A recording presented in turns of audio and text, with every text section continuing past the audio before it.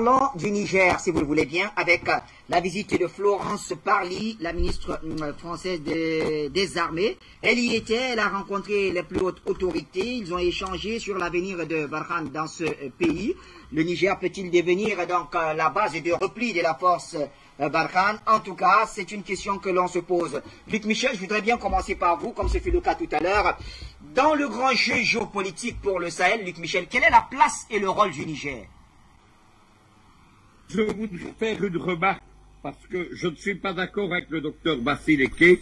Le principal État occidental en Afrique, ce n'est pas la France, ce sont les États-Unis. La France, c'est une petite pays. Il y a un livre qui est sorti il y a quelques jours, il s'appelle Le déclassement français. C'est une puissance secondaire. Les Américains sont une superpuissance. Ils ont des accords militaires via l'Afrique avec 43 États africains. C'est loin d'être la France. Précisément, les États-Unis avaient confié jusqu'en 2019 à la France le rôle de gendarme de l'Afrique. La France était le gendarme de l'Afrique pour les Américains et l'OTAN. C'est terminé depuis 2019 et le Brexit. La France, c'est le concurrent économique des Anglo-Saxons et les Américains veulent évincer du précaré français la France. C'est là qu'intervient justement la place et le rôle géopolitique du Niger. La France avait fait du Mali le centre de son intervention. Elle a perdu la guerre du Mali.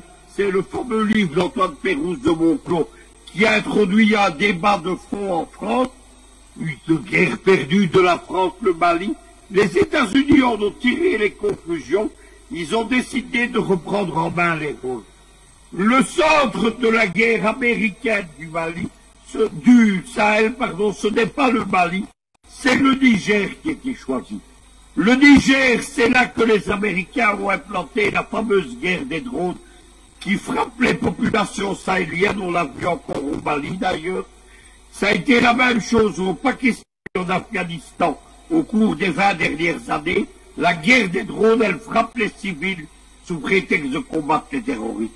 Les Américains ont également fait du Niger la plateforme de l'OTAN. Lorsque j'entends dire que les Français ont le soutien des pays de l'Union européenne, c'est de ne pas savoir quels sont les rapports au sein du bloc occidental. L'Union européenne, c'est un acte politique. Elle a confié dans le traité de Maastricht sa défense à l'OTAN qui sert à vassaliser les Européens aux Américains. Les pays européens qui sont en Afrique, ils sont là dans le cadre de l'OTAN. Takuba a été conçu par les Américains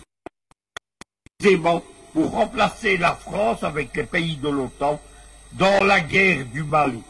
Le Niger a été l'objet par les Américains de la construction de deux grandes bases militaires. Il y a une base allemande, le grand rival de la France au Sahel, c'est la Bundeswehr de Mme Merkel. Et deuxièmement, il y a une base espagnole, les Espagnols qui sont de retour en Afrique, on le voit dans le dossier équato-guinéen. Le but des Américains, donc, c'est de remplacer le Mali par le Niger comme le pivot de la guerre du Sahel, d'américaniser et d'otaniser la guerre du Sahel. Derrière les Français, qui sont, comme le terme le dit bien, une puissance en déclassement, ils paniquent, ils veulent garder leur position, parce qu'ils savent que notamment sans l'uranium du Mali et du Niger, c'est terminé la France, grande puissance nucléaire. Areva, qui propose des centrales nucléaires dans le monde, elle ne produit pas une once d'uranium en France, contrairement à son rival, le russe Rosatom, qui vient avec l'uranium produit en Mongolie extérieure. Voilà pourquoi la France essaye de parasiter les projets américains, ne pas quitter la guerre du Sahel, déplacer les troupes de Barkhane comme elle a essayé maladroitement de le faire à la colère des populations au Niger. Et tout cela n'ira pas très loin parce que les Américains n'en veulent pas. Le but des Américains, c'est de s'appuyer sur l'Allemagne qui est la grande puissance militaire en Europe, on l'oublie souvent, et sur ses alliés d'Europe centrale et d'Europe de l'Est, notamment les Pays-Bas. Ça vous explique pourquoi on voit les Danois ou qu'on voit les petits pays, mais pays de l'OTAN, actifs dans la lutte contre la Russie. Voilà pourquoi on voit ces gens essayer de se déployer au Mali et être très actifs au Niger. Au milieu de tout ça, il y a le rôle de Bazoum. Bazoum, qui c'est un président illégitime. Ils ont fou à garder la réalité du pouvoir. Il a mis un homme de paille, c'est Bazoum, comme président. Celui-ci a été adoubé par la France, par l'Union européenne, par la CEDEAO, mais il n'a pas la réalité du pouvoir, parce que la réalité du pouvoir, elle est restée dans les mains de Sokhi. C'est donc quelqu'un qui a tenté une politique illégitime et qui maintenant a contre lui toute sa population et une grande partie de son armée. C'est l'affaire à suivre avec évidemment la Côte d'Ivoire, qui est le deuxième pays que les Américains ont choisi pour remplacer la France. Il y a les forces spéciales américaines qui sont extrêmement présentes sous prétexte de la lutte contre le terrorisme dans le nord de la Côte d'Ivoire. Elles sont extrêmement présentes en Côte d'Ivoire. Vous aviez vu l'affaire de la DEA initiée dans les derniers mois de la présidence de Donald Trump. Elle accusait Bakayoko, qui est décédé aujourd'hui, d'être le patron de la drogue et d'avoir remplacé la Guinée-Bissau, justement, avec la Côte d'Ivoire comme plateforme de la drogue qui envahit les ports d'Anvers, de Rotterdam et d'Amsterdam. Eh bien, on ne parle plus de cette affaire. On ne parle plus des poursuites de la DEA, tout simplement parce que l'affaire de la drogue, elle a permis aux Américains de se substituer auprès des douanes et des services secrets ivoiriens comme les parrains de ceux-ci. Il faut suivre cette affaire parce que le grand écart entre Paris et Washington, il est capital. Paris, c'est un État en déclassement parce que Paris est coincé dans un triangle d'acier. D'un côté, il y a les populations panafricaines qui détestent l'impérialisme français pour son arrogance. Et comme disent les Britanniques dans le Times, il y a quelques jours, pour sa stupidité, ils ont dit que l'arrogance de Macron n'avait d'égal que sa stupidité. Deuxièmement, Macron est coincé face au bloc de l'Est, aux Russes, aux Chinois et aux Iraniens. Vous avez vu que Macron essaye de se donner un rôle au Proche-Orient, au Liban. Il essaye de se donner un rôle. Il rencontrera Poutine demain dans l'affaire ukrainienne. Il va échouer. Il va simplement recueillir encore plus d'hostilité du bloc de l'Est. Et troisièmement, Macron est coincé par les anglo-saxons, les gens de Londres et de Washington, qui veulent les marchés économiques de l'Afrique pour remplacer le perdu par le Brexit. C'est ce qui fait que la France est un pays en déclassement. Il faut s'en réjouir. La France, je chuterai là-dessus, c'est le ventre mou de l'impérialisme occidental en Afrique. C'est pour ça que les Russes et les Iraniens ont dirigé vers la France leur guerre hybride, même s'ils s'attaquent aussi évidemment aux Américains. Ça va continuer. La chute de l'impérialisme français, elle va entraîner la chute des Américains, des Britanniques et des Allemands. Michel, alors Samuel Djenedor Yombi a écouté Luc Michel. On a envie de se résumer en disant finalement c'est Paris le plus grand perdant sur le marché africain, puisque désormais chacun y vient pour ses propres intérêts, non pas un accompagnateur, d'où la recherche d'une base de repli, comme c'est le cas aujourd'hui avec le Niger. Non, c'est une logique, mon cher Bachi, parce que Paris a perdu sa place quand on n'a pas pu faire le service après-vente, comme disait le maréchal du débit, en Libye. Parce que c'est là où Paris devait quelque part démontrer sa suprématie, à apporter la stabilité. Mais à ce niveau, même les Américains se sont rendus compte que, attention, Paris est en train de vouloir jouer un double jeu. Elle voudrait plutôt mettre plus de terrorisme pour nous empêcher à nous-mêmes de savoir qu'est-ce qui se passe là-bas dans le Sahel, quels sont nos intérêts que nous pouvons suivre. Donc aujourd'hui, les Américains se sont dit, quelque part, la Russie qui est restée en retrait avec la Chine, ont attiré l'attention des Américains de dire, si même nous ne sommes pas partis, à cause de Paris, vous qui êtes Américains là, vous serez les meilleurs perdants. Alors l'Amérique s'est dit, celui-là qui travaillait pour moi, je suis obligé maintenant de m'impliquer. Voilà comment l'arrivée des Américains dans le Grand Sahel, aujourd'hui... Il faut bien rappeler qu'ils sont présents au Niger, et Luc Michel le rappelait d'ailleurs. Évidemment qu'ils sont aujourd'hui, ça les a poussés de revenir maintenant s'installer au niveau du Niger. Et ça fait un double tour dans la tête des Français qui se sont dit, nous sommes morts parce qu'aujourd'hui, même l'uranium qu'on revendait aux Américains, et même ils vont être en possession maintenant. Et c'est là où, elle a senti qu'elle a tout perdu déjà au niveau du Grand Sahel, au niveau du Mali. Il faut chercher maintenant à rentrer, ne serait-ce que protéger l'électricité de France. Parce que si l'uranium est nigérien aujourd'hui est bloqué, est stoppé, la France n'aura plus d'électricité. Elle sera obligée de se retourner vers la Russie pour pouvoir avoir ne serait-ce que le gaz. Et nous ne saurons pas comment ils vont se chauffer avec le gaz. Et il faudra maintenant acheter aussi sur le marché américain. Là, c'est les Américains maintenant qui sont dans leur diplomatie, dans leur manière de pouvoir approcher l'Afrique qu'elle ne connaît pas. Que les Américains ne connaissent pas l'Afrique. Et aujourd'hui, la France se sent quelque part qu'elle est en train de tout perdre, mais elle est en train de tout perdre et perdre même l'Afrique qui était sa garantie. Et aujourd'hui, les Américains, qui était même sa caisse, qui était son poumon. Donc, les Américains, dans ces situations, se disent, nous avons mieux à stabiliser l'Afrique pour être sur le terrain, car... J'espère que vous mettez stabiliser l'Afrique entre guillemets. Non, entre guillemets, parce que la logique prouve que seuls les vrais stabilisateurs... Parce que l'Afrique stable ne profiterait pas à tout l'Occident, ça c'est clair. Les vrais stabilisateurs de l'Afrique sont les Africains. Aujourd'hui, nous avons que le soutien de la Grande Russie qui arrive pour nous apporter du matériel. Et la Grande Russie qui arrive, elle a tout ce qu'il faut dans son pays. Elle n'a plus rien à chercher ici. Mais sur la géostratégie mondiale, elle voudrait bien se positionner aussi en Afrique. Et la France a déjà perdu cette confrontation avec la Russie qui est déjà sur son précaré.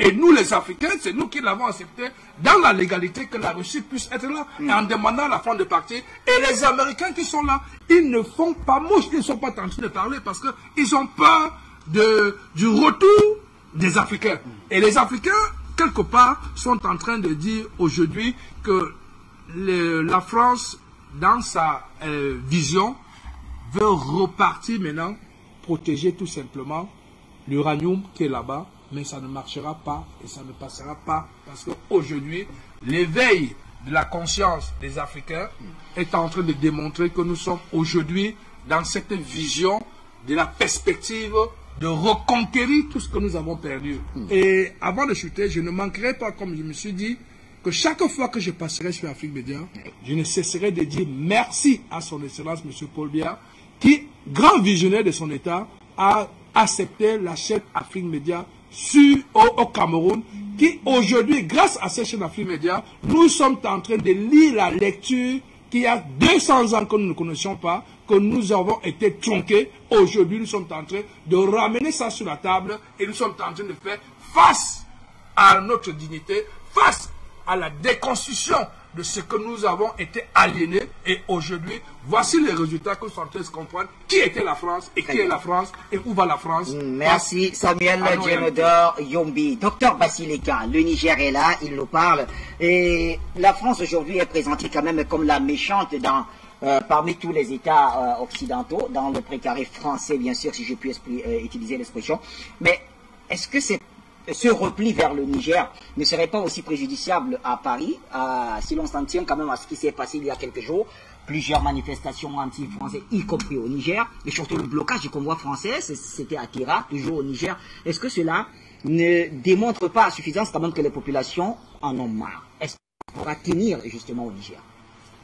Bachir, le problème pour les Africains, notamment les Africains francophones, vraiment notre ennemi mortel, notre dangereux compagnon de route, c'est la France.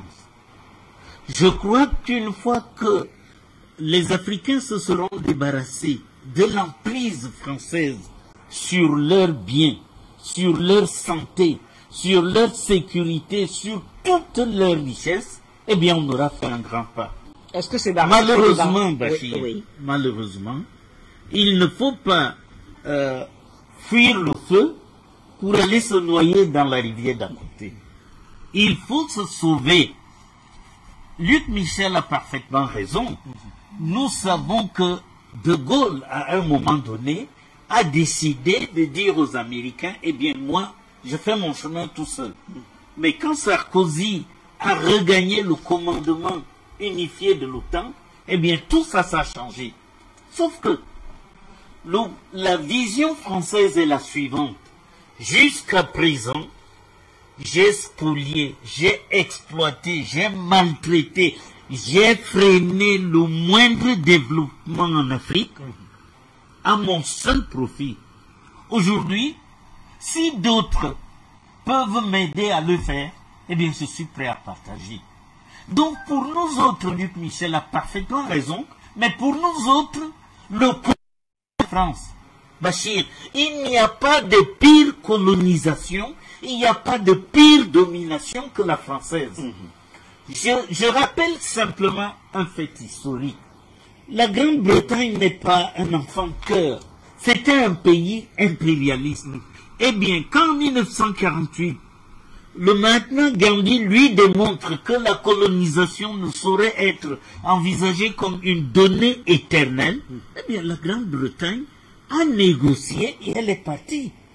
Et elle est arrivée en Afrique. Les Jomo Kenyatta, les Milton Obote qui étaient emprisonnés, les Kwame Nkrumah, la Grande-Bretagne les a fait sortir de prison et elle a négocié l'accès de ces pays-là à l'indépendance.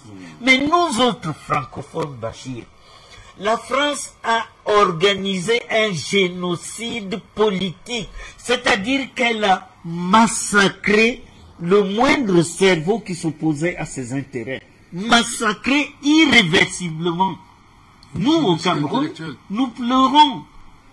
Kounyabe, nous pleurons. Wandie, nous pleurons, etc. En Côte d'Ivoire, il y a des Ouezin Koulibaly qui ont été sacrifiés avec le même aveuglement égoïste par la France.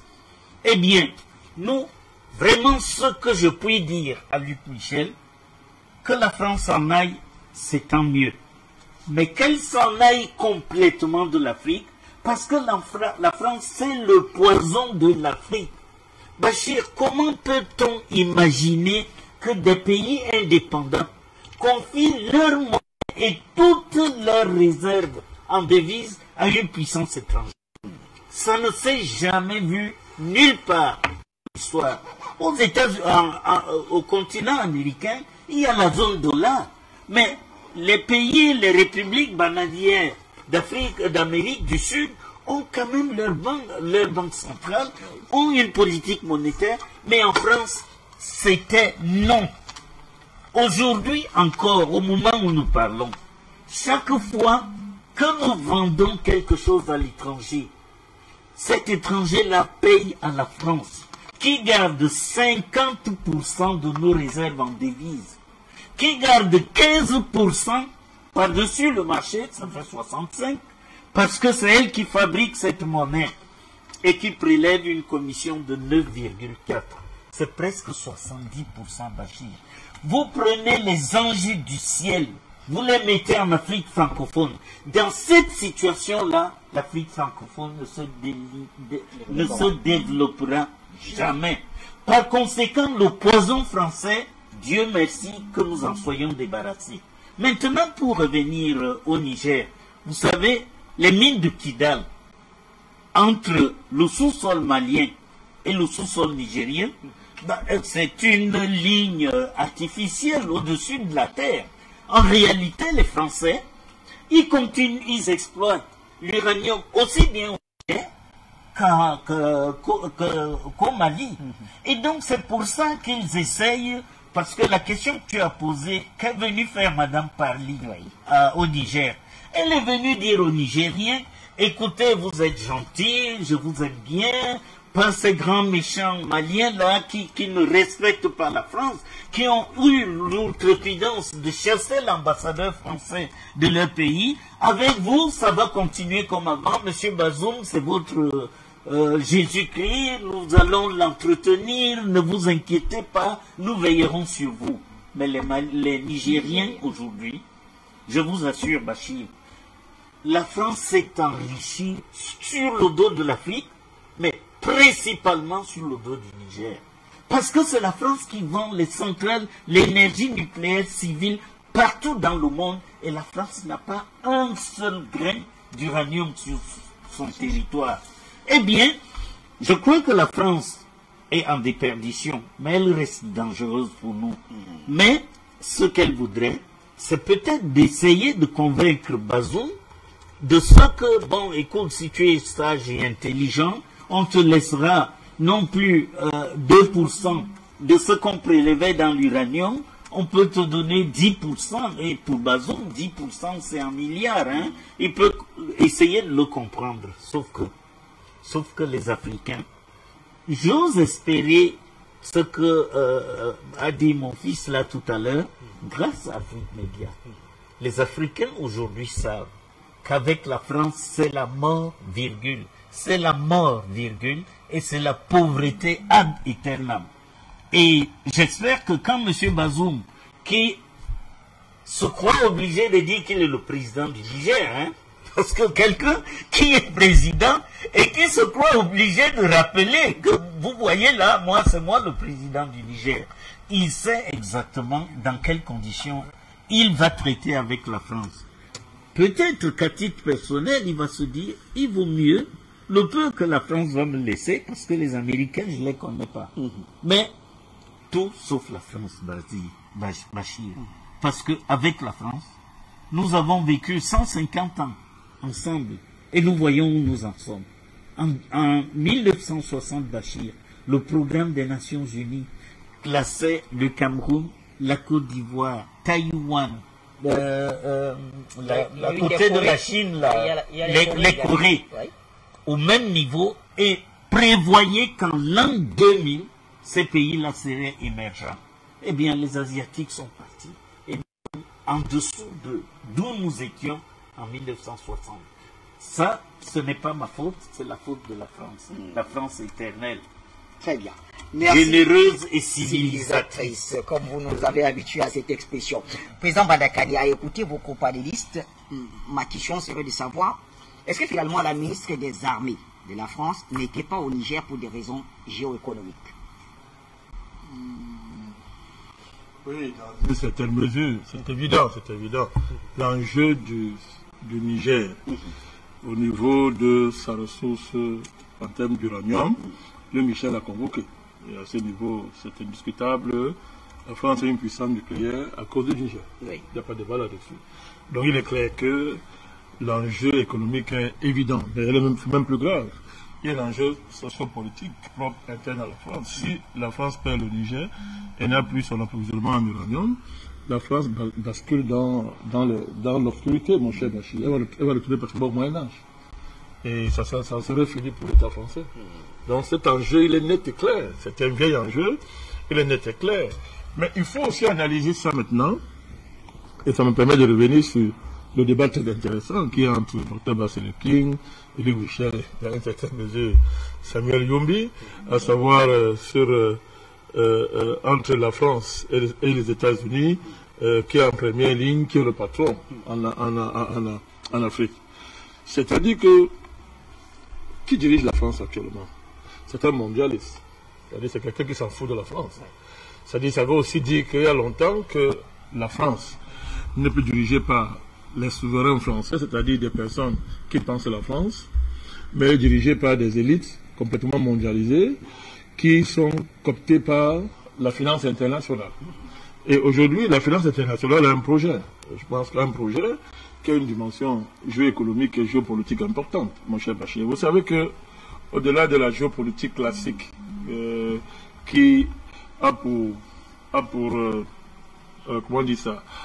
facteur majeur la puissance militaire classique, il y a aujourd'hui un facteur qui tend à prendre le dessous, bien à prendre le dessus de façon provisoire, c'est ce qu'on appelle aujourd'hui l'hyperpuissance financière. Oui. Vous avez aujourd'hui les circuits financiers, les banquiers internationaux, n'est-ce pas, et par le high-tech, n'est-ce pas, qui ont acquis aujourd'hui une capacité géopolitique extraordinaire c'est le contrôle des élites, n'est-ce pas? Le contrôle des banques centrales, le contrôle des élites, mon cher Bachir, qui les permet de peser énormément sur le sort du monde.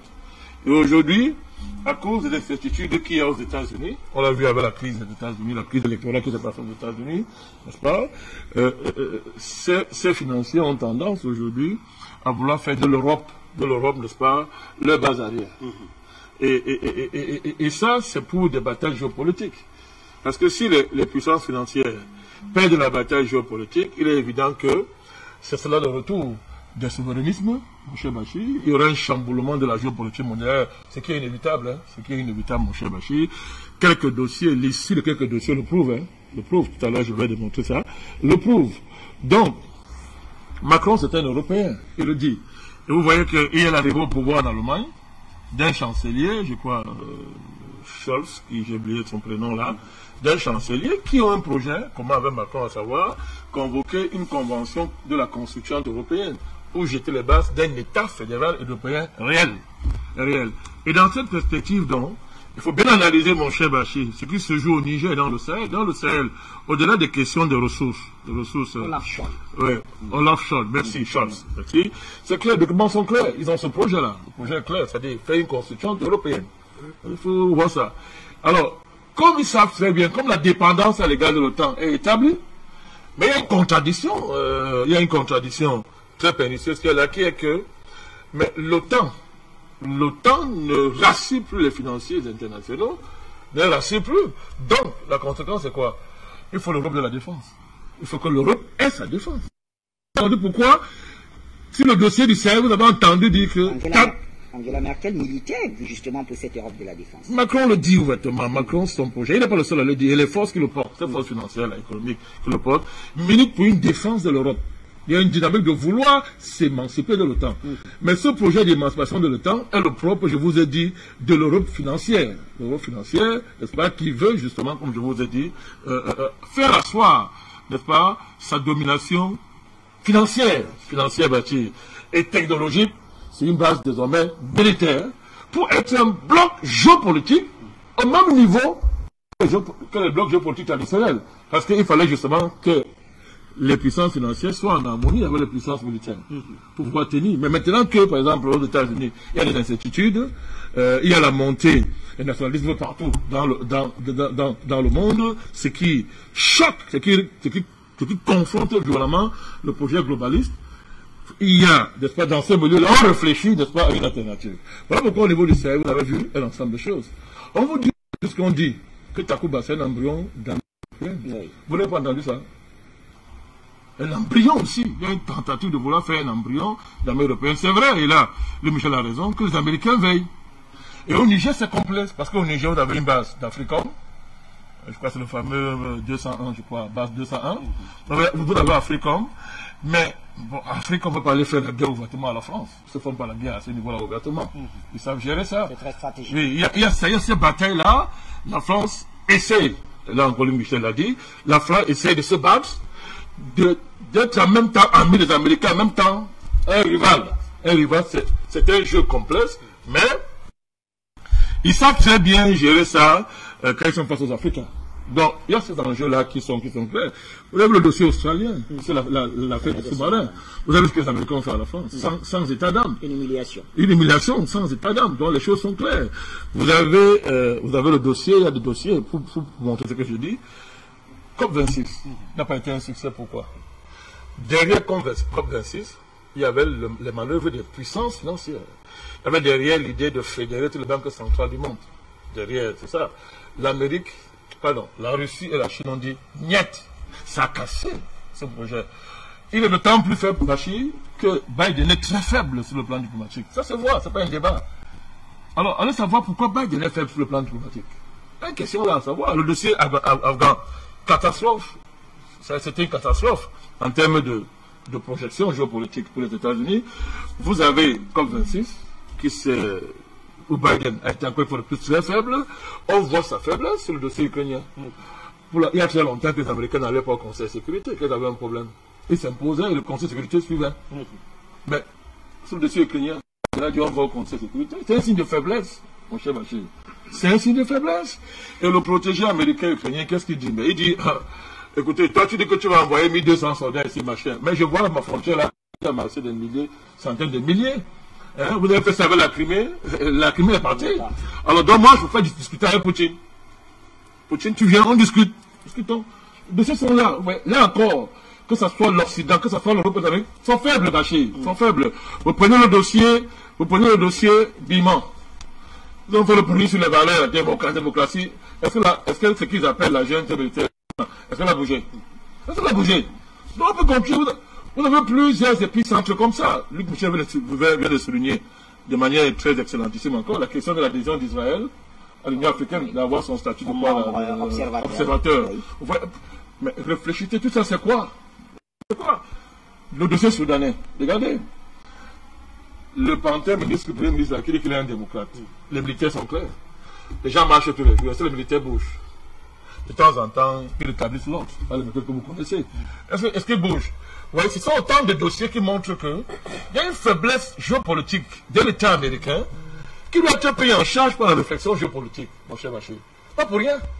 C'est parce qu'il y a des dynamiques internes aux États-Unis, n'est-ce pas, qui font que la tendance des États-Unis à entrer en guerre, à aller faire des guerres, n'est-ce pas, qui hier était la norme, parce que ça arrangeait les puissances financières, les marchés financiers, qui avaient pour base Washington, n'est-ce pas. Aujourd'hui, il y a ce déplacement, à cause des évolutions qu'il vient de définir, il y a le déplacement qui fait qu'on veut faire de l'Europe, justement, le refuge de ces forces-là.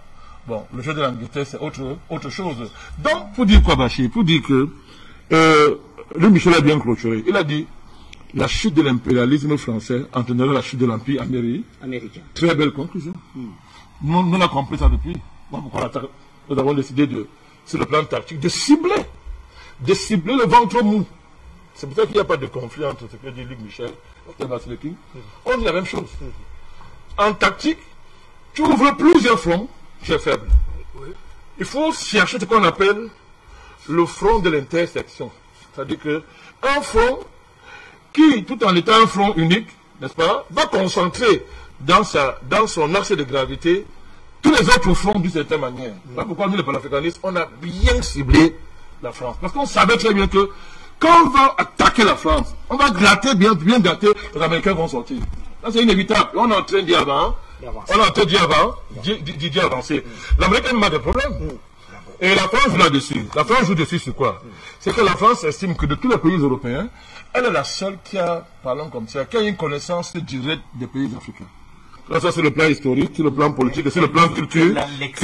J'espère dire, dans d'autres pays européens, ont de la peine à parler avec les Africains. La France joue là-dessus aussi.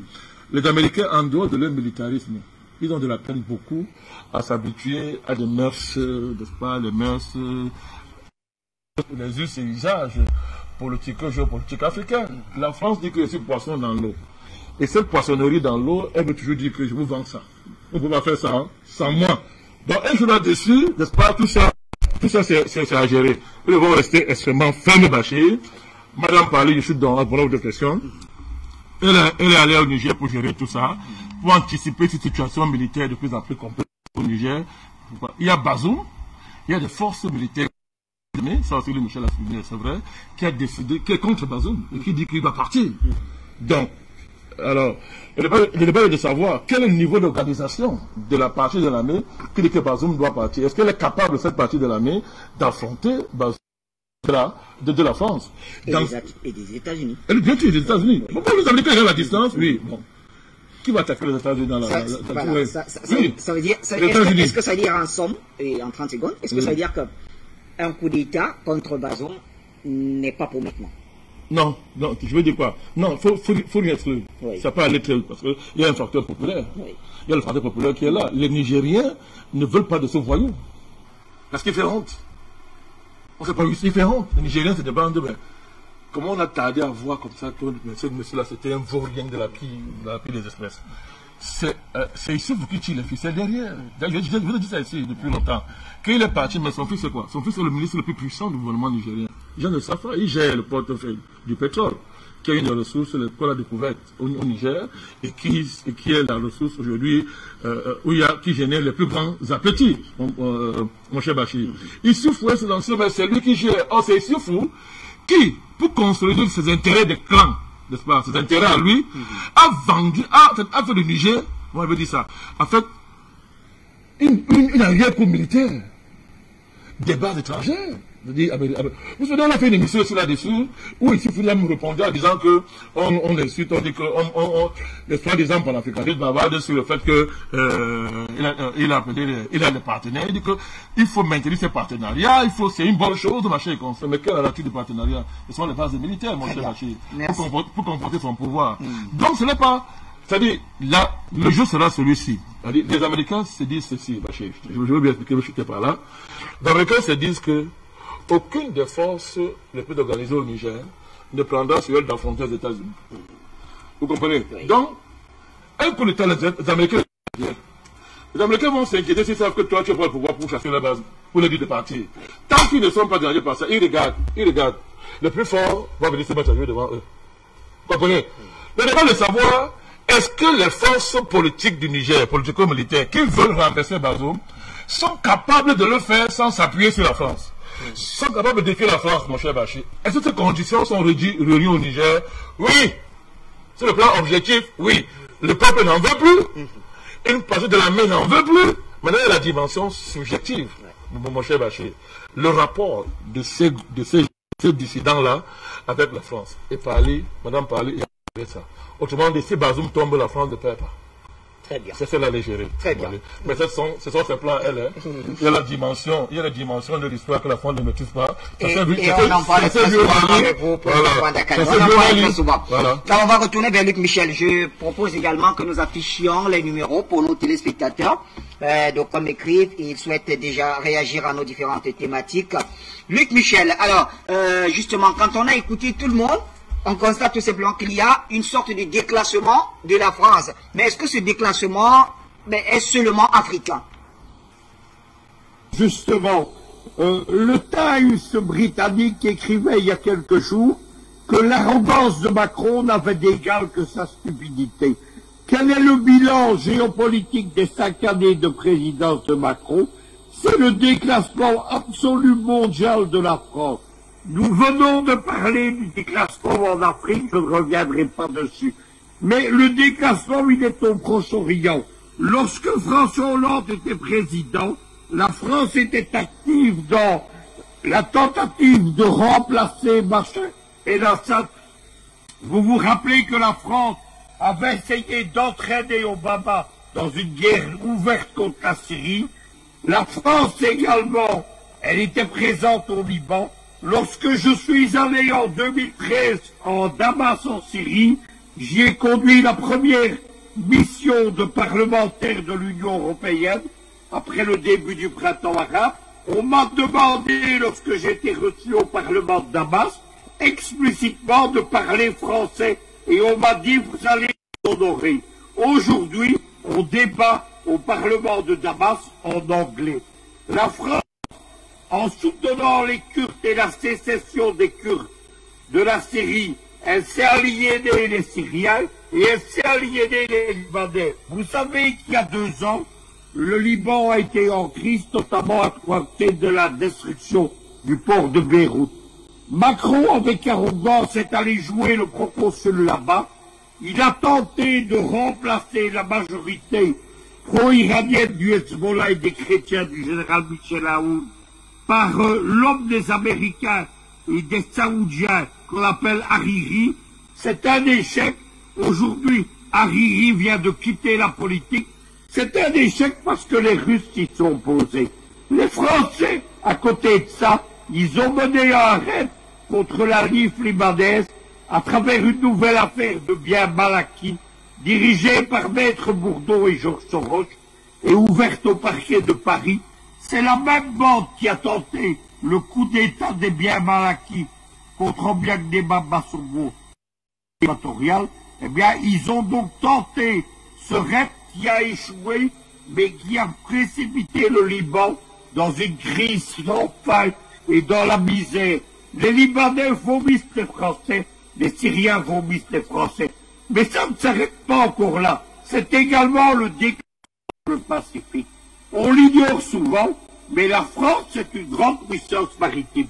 Elle a conservé ce qu'elle appelle la France outre-mer et que nous, les géopoliticiens, nous appelons les confettis de l'Empire. Il y en a plus de 300. Ce sont des territoires minuscules, mais qui offrent des positions stratégiques à la France. La France a un domaine de 10 000 km² sur les 6 océans. Le principal est dans le Pacifique.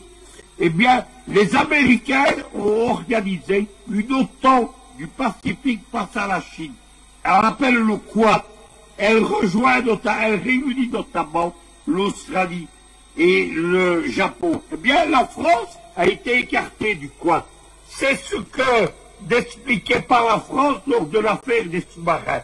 Les sous-marins qui ont été vendus par les États-Unis au nez à la marque des Français pour 45 milliards d'euros. Ce n'est pas tout. C'est surtout l'écartement de la France du Quad qui est écarté de l'alliance militaire avec les Australiens et avec les Américains. Le livre Le déclassement français, je ne suis pas seul à dire tout ça, il dresse ce bilan. C'est un déclassement mondial, c'est l'œuvre de Le Drian, de Macron, de Mme Barley. Avec leur arrogance, ils n'ont pas compris qu'on n'était plus en 1960, en 2010 ou en 2015, que Tintin au Congo, comme je le dis souvent, c'était il y a 100 ans et que c'est terminé. Aujourd'hui, la France de ne pas avoir compris qu'on était dans une nouvelle ère géopolitique, elle va tout perdre. Prédiction de Luc Michel au vu des analyses qu'il nous a produit sur ce sujet. On peut déjà prendre les appels, sinon je fais le tour de table avec mes invités. Alors, il y a quelqu'un qui me signale. Allô, bonsoir. D'accord. Lamine Diop, il est là. On va prendre Lamine Diop.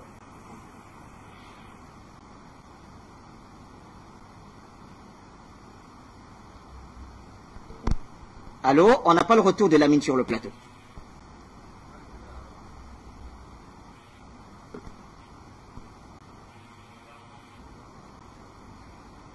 Alors, je reviens d'abord sur le plateau, c'est mieux, on y retournera tout à l'heure. Samuel Dionodor Yombi, finalement, la France qui perd donc pied un peu partout en Afrique, voudrait se replier au Niger. Comment se avec les autres puissances, à votre avis?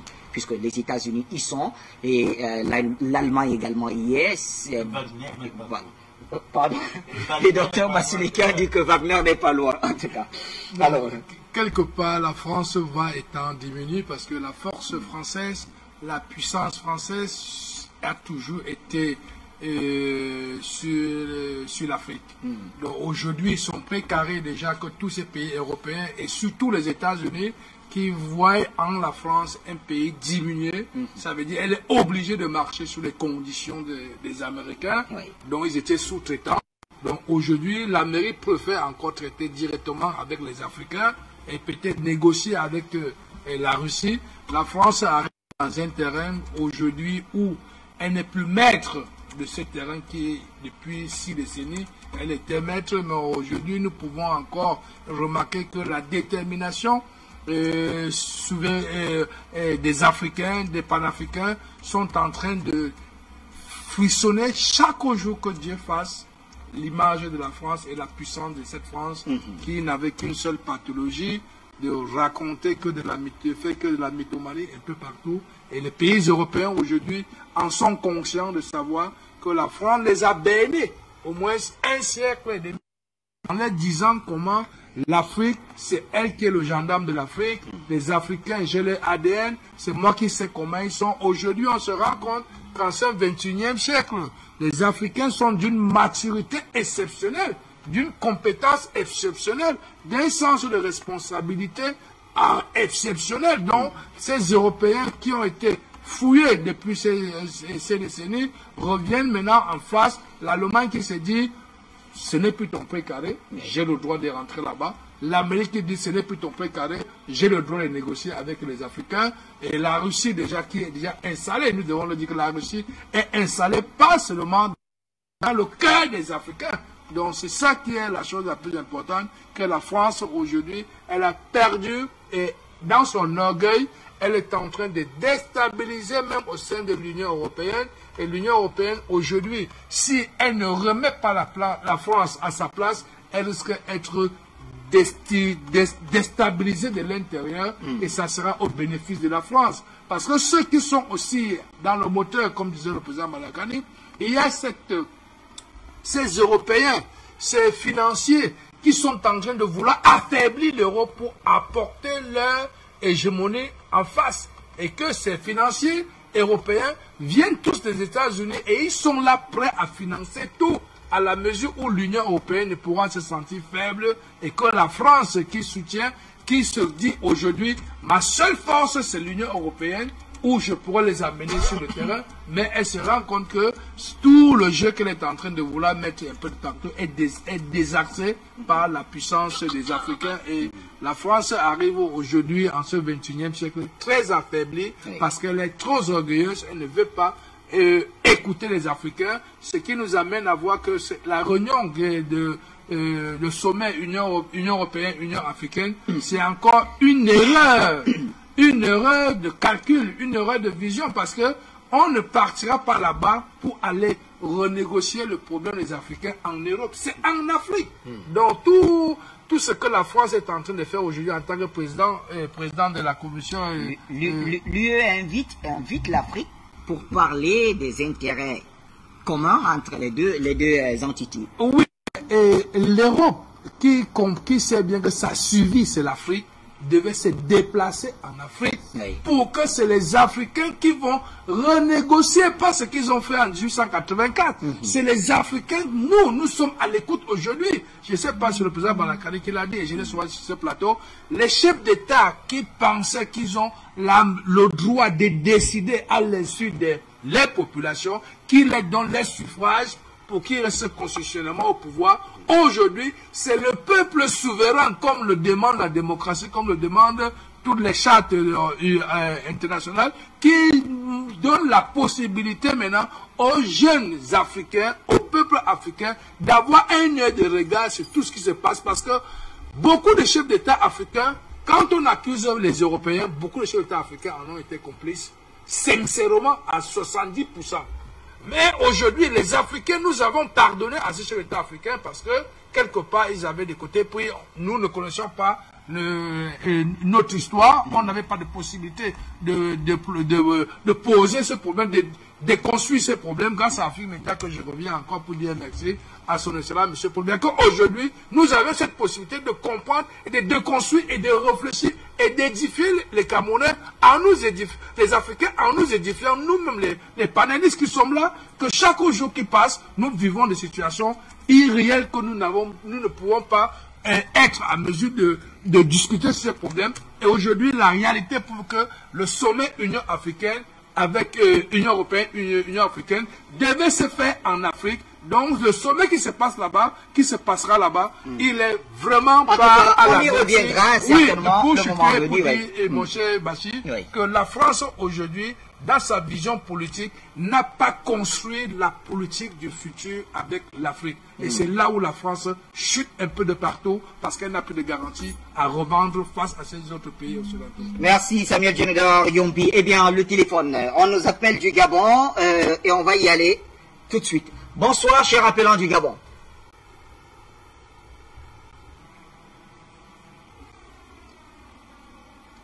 Allô, bonsoir. Bonsoir, le président. Le problème au Niger, beaucoup de gens ne connaissent pas ce qui se passe au Niger. Parce qu'au Niger, il y a presque 11 millions d'esclaves. 11 millions d'esclaves, je veux dire 11 millions d'esclaves. Parce que sinon, c'est pour cela les Nigériens, ils ne veulent pas se livrer ni à Bazoum, ni à France. Pourquoi? Parce que le Niger, c'est un pays, c'est que je veux dire qu'il y a presque 11 millions d'esclaves. Ça que je dis, ça c'est moi qui a dit. Je connais. Pourquoi? Le Niger, c'est un pays bien braqué par les Touaregs.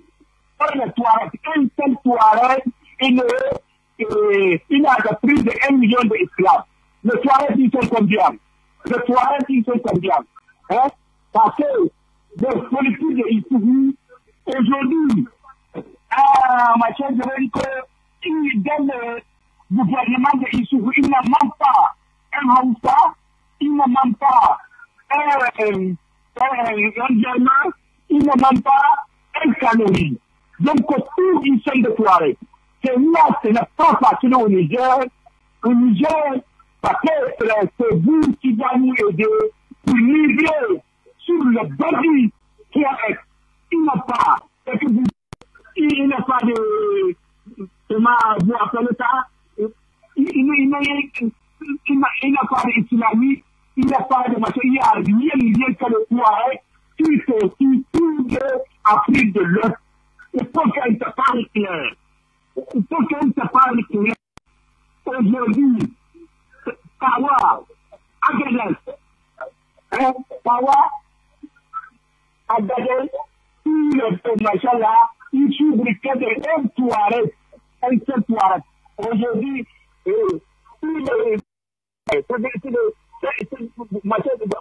monsieur Badou, il est qui Niger? Personne. Hein? Monsieur Badou, il est quoi au Niger? Hein? Lui-même, Issoufou, je connais là où maman Issoufou il est né, Issoufou c'est un Burkinabé. C'est un Burkinabé. Donc vous ne pouvez pas me dire qu'aujourd'hui, le Niger est gouverné par le voyou Touareg. Merci, au revoir. Depuis le Gabon. On reste au téléphone et on va y aller très rapidement avec notre appelant. Cette fois-ci, c'est les États-Unis d'Amérique. Bonsoir à vous. Merci. Je salue tous ceux qui sont sur le plateau avec vous et j'apprécie le travail qui est fait parce que nous venons de très loin et aujourd'hui, c'est indiscutable, c'est un fait, c'est une réalité. L'éveil de conscience est en place dans tout le continent africain. Pour revenir à ce que disaient M. Bandakani, M. Bassiliken et Luc Michel, la France a marchandé l'Afrique, a été le courtier des Africains pendant longtemps chez les Américains. Et aujourd'hui, nous qui sommes aux États-Unis depuis pratiquement 25 ans, avons fait un travail parce que nous avons passé le temps à faire la pédagogie géopolitique aux Américains s'agissant de l'Afrique. Et les Américains étant conscients que leur meilleure carte est plus africaine qu'européenne, sont aujourd'hui en train de revenir vers l'Afrique avec beaucoup plus d'égards parce que l'histoire est là. Aux États-Unis, il y a des millions d'Américains. Il y a un Noir qui a été président aux États-Unis. Il y a des Noirs qui ont des voix très résonantes dans ce pays. Il y a les lobbies noirs qui pèsent énormément et qui sont en train de dresser un pont économique, historique et culturel avec l'Afrique. Et l'Amérique blanche ne peut pas se mettre en marge de cette réalité-là. Donc, c'est ça qui peut justifier de manière réaliste le retour des États-Unis de manière plus décente vers les Africains, parce que le jeu qui s'est joué pendant des siècles ne découlait que d'une sorte de, comment je vais dire ça, d'une sorte de manipulation qui pouvait partir de l'histoire malheureuse de l'esclavage. On ne va pas vous répéter ici que c'est la France qui a fait le code noir à l'esclavage avec Colbert. L'Amérique a fonctionné dans ce jeu avec la France pendant longtemps jusqu'à ce qu'elle comprenne la réalité à travers les Africains qui sont mieux imprégnés de la culture française, à travers les Africains qui comprennent mieux la géoethnique africaine, à travers les Africains qui comprennent très bien la vérité historique, fût-elle malheureuse, qui lie les États-Unis à l'Afrique. Voilà pourquoi les Américains reviennent en Afrique. Et ils ont plus intérêt à traiter avec les Russes parce que, dans leur réalité historique et sociétale aux États-Unis, il y a des Noirs qui ont un poids à tous les niveaux de l'échelle sociale américaine.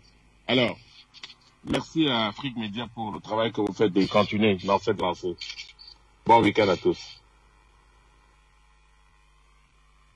Nous restons au téléphone, on va prendre deux autres appelants pour cette vague avant de revenir vers nos invités. Eh bien, alors c'est... Voilà, Lamine Diop qui revient, méditant. Lamine, vous avez la parole.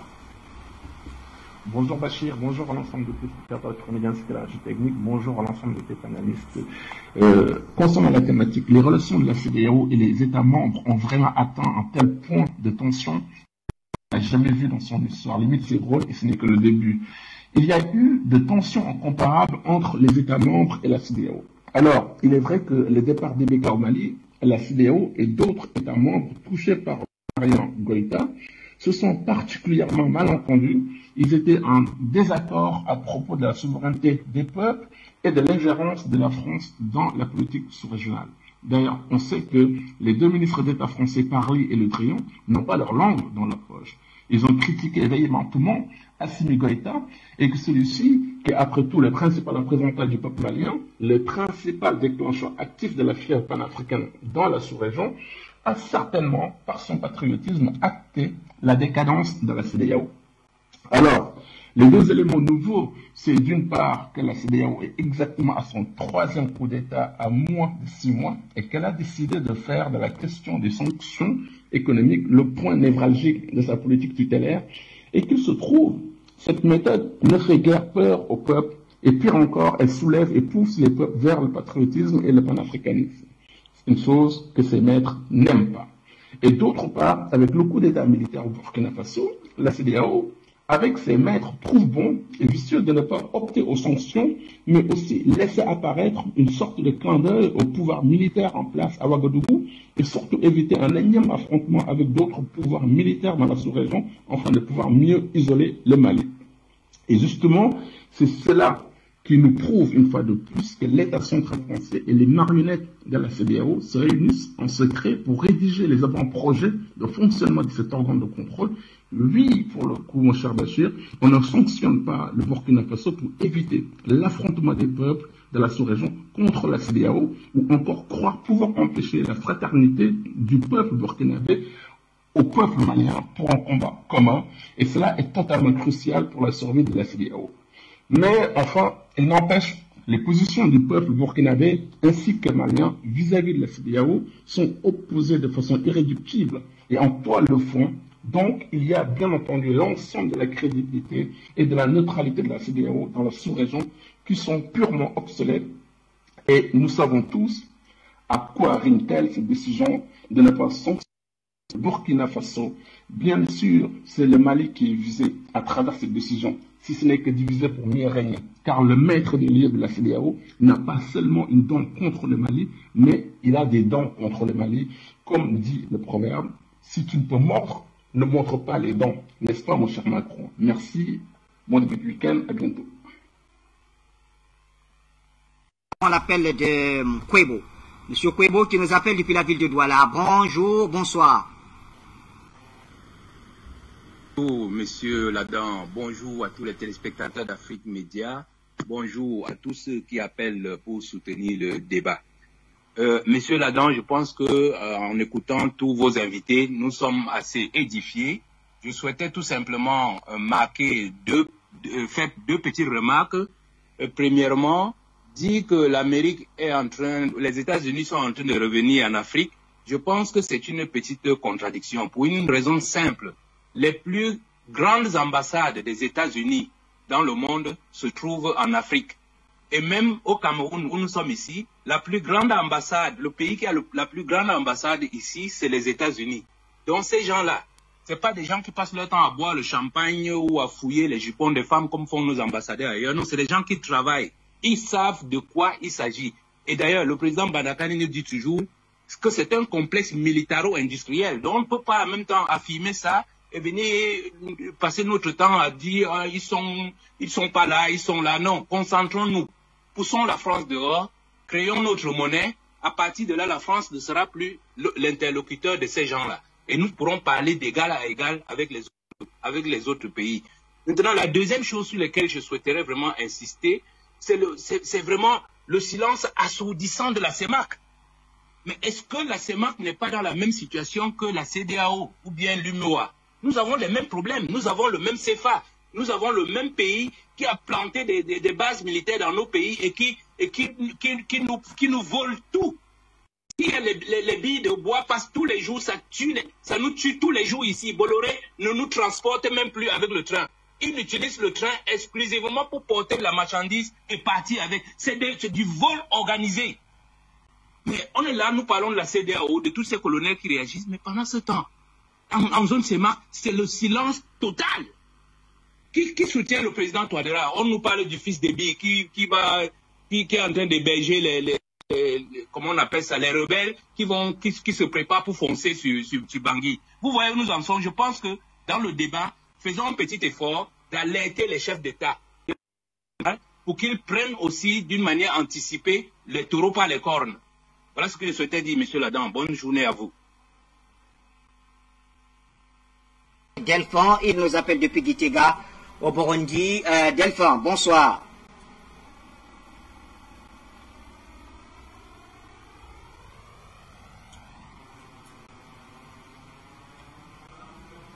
Delphin, bonsoir, bonsoir. Merci mon cher Bachir.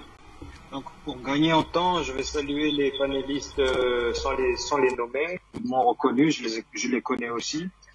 L'essentiel a été dit, moi je veux simplement apporter une info qui vient de sortir il y a quelques minutes et qui mettra en évidence les divisions qui ont été évoquées par les invités. Nous savons tous qu'actuellement il y a le sommet de l'Union africaine à Addis Abeba et l'un des thèmes principaux qui était à l'ordre du jour a été suspendu, à savoir l'adhésion de l'État d'Israël comme État observateur, ce qui démontre une fois de plus les divisions internes, la fracturation qu'a évoqué M. Luc Michel entre notamment des États comme l'Algérie, éventuellement le Mali, le Sénégal, et des États un peu plus larbins comme le Rwanda, qui sont pro-Israël, pro-États-Unis. Donc il faut naturellement continuer à viser le ventre mou qu'est ce nain géopolitique qu'est la France, continuer à mettre en échec cet embryon européenne. S'ils veulent faire ça, qu'ils aillent faire ça en Europe. Nous sommes, nous, les panafricains, plus légitimes pour mettre en place des armées, des mégastructures militaires africaines, et non pas européennes ou soi-disant démocrates, sur notre propre sol.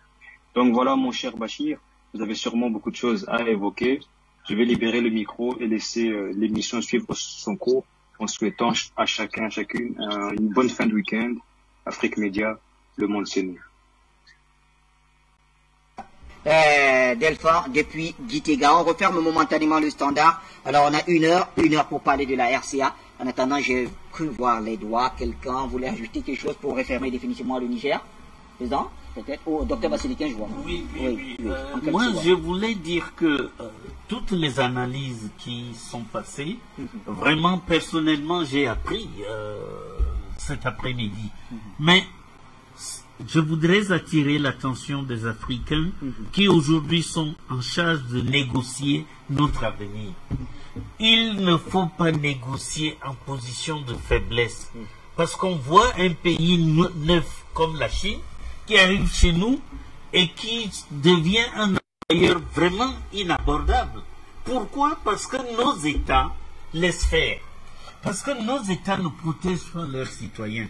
Il faut désormais négocier avec qui que ce soit en sachant qu'on préserve ses intérêts. Un peuple libre est certes démocratiquement difficile à gérer, mais croyez-moi, un pays où la démocratie est bien assise et où chacun peut s'épanouir, eh bien ce pays-là, il est difficile à être réduit en esclavage, comme nous l'avons été par la France pendant pratiquement 2 siècles. Et ça, l'histoire jugera la France. Très bien. Samuel Denobor, peut-être en 30 secondes, je vous en prie. On va y aller rapidement. Tout ce qu'il y a, c'est de demander encore aux populations nigériennes de se mettre debout et d'apporter leur contribution au gouvernement et au chef d'État, parce que après tout, il est africain. Ce que la France vient chercher au Niger, c'est reconstituer une base de mercenariat pour la protection de ses intérêts sur l'uranium, et que l'uranium nous sert à nous aujourd'hui Africains par rapport à la monétisation de ces valeurs. Nous pouvons tout simplement dire encore que le geste que Mme Florence Parly va encore pour provoquer les Africains en disant je suis en terre nigérienne, nous n'allons pas l'accepter parce que si le chef d'État, M. Bazoum, commet cette erreur de vouloir reconsidérer le Niger, que ça soit une base pour la France, ça veut dire qu'il est en train d'accepter une nouvelle base terroriste encore que le Mali, grâce à la Russie, sont en train de pourchasser pour pouvoir la remettre maintenant au Niger. Et ça sera pour déstabiliser tous les efforts que le choix, c'est la question que j'allais justement poser. A-t-il d'autres choix? Il a un seul choix, tout simplement, de dire non à la France, parce que la souveraineté des populations africaines aujourd'hui sont en train de dire non à la France, parce que nous voulons aujourd'hui prendre notre destin en main, niveau sécuritaire, développement économique et financier. Merci très cher Samuel Jembe. Président Bandakani, un mot peut-être à rajouter sur la question nigériane. Oui. Le Niger. Allez-je dire. Merci docteur Bassili. L'enjeu nigérien est très important, Bachir, parce qu'en dernière instance, on va analyser tout ça. En dernière instance, l'Occident veut faire du Niger son refuge dans le Sahel. Pour contrer évidemment un bloc qui est en train de se constituer et qui va être placé sous la direction, sous la domination géopolitique et géomilitaire russe. Ce bloc-là, c'est le Mali, tout ce que vous imaginez derrière. Alors que l'autre bloc, c'est le Maroc, c'est le Niger, tout ce qui va tourner autour. Il y a là une véritable recomposition géopolitique que l'Occident veut anticiper, n'est-ce pas? Mais que les contradictions interoccidentales, c'est-à-dire que la France qui a ses intérêts, les Américains, n'est-ce pas, vont complexifier sérieusement, et il reviendra aux acteurs politiques et aux patriotes du Niger de prendre responsabilité. Parce que dans ces contradictions interoccidentales, il y a les contradictions entre la France et les États-Unis. En même temps, la France a besoin des États-Unis parce qu'elle peut bien faire ça les Américains, parce qu'elle vaut rien sur le plan militaire, elle a besoin des Américains. Mais en même temps, elle a ses intérêts en tant que France qu'elle doit négocier. Le Bazoum joue là-dessus. Il veut faire un peu comme Omar Guelleh, dans la Corne de l'Afrique, mais il n'a pas la stature. Il n'a ni les conditions qui ont permis à Ismaël Omar Guelleh de faire le jeu qu'il fait là, et qui est même un jeu dangereux pour lui tôt ou tard. Ça va se retrouver contre lui. Bazoum veut faire ça, mais ça se fera au dépend de lui. Vous comprenez? Parce qu'il y a une dimension qui est importante là, l'enjeu russe là. Le Michel l'a dit, c'est-à-dire le fait de la présence russe dans le Sahel va obliger les Américains à se mettre en première ligne. Parce que l'Occident ne peut pas affronter la Russie sans les Américains. La France ne peut pas. Vous comprenez? Mais en même temps, comme je l'ai dit, il y a la volonté de faire émerger une Europe militaire, mon cher Bachir, que l'Amérique considère géopolitiquement comme une menace directe à son leadership mondial. Vous voyez le choc là? Il y a tout ça. Or, d'un côté, il y a un bloc qui est plus uni, qui est plus cohérent sur le plan géopolitique et militaire. C'est le bloc constitué par la Russie, le Mali, tous les pays qui vont se mettre là. Et ça va aller au-delà de la CEDEAO, tout à l'heure, on vous a interpellé là. Non, ça va aller au-delà, c'est une composition qui va prendre même, c'est toute l'Afrique, ça va décomposer tout ça. Et le conflit qui est au niveau de l'Union africaine Bachir, vous me permettez de rendre hommage à Mme Linda Lakbawi, qui a parlé de ça ici, dans les émissions précédentes ici, qui a annoncé le choc qu'il devait avoir.